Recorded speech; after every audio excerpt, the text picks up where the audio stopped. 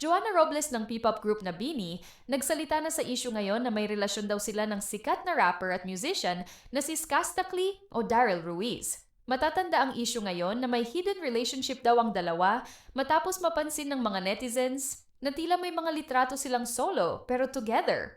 Ibig sabihin ay may mga pictures sila na kuha sa iba't ibang lugar na parehas na parehas. Makikita nga na hindi maitatanggi na parehas talaga na ayon sa mga netizens ay posibleng magkasama daw sila. Pero ayon ngayon sa statement ni Joanna sa kanyang social media account, hindi niya daw kailangan i-explain ang sarili niya sa kahit sino. Dahil pure in intention niya at hindi alam ng mga tao ang buong kwento.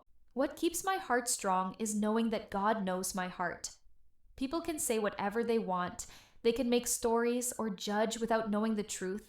But at the end of the day, God sees everything, and that's enough for me. Kasi as long as my intentions are pure and my heart is right, I don't have to explain myself to anyone. So, ayun na nga mismo kay Joanna, hindi daw alam ng mga tao ang buong katotohanan, kaya wala siyang dapat i-explain. Depensa naman ng ilang fans, baka raw may music collab lang kasi silang dalawa.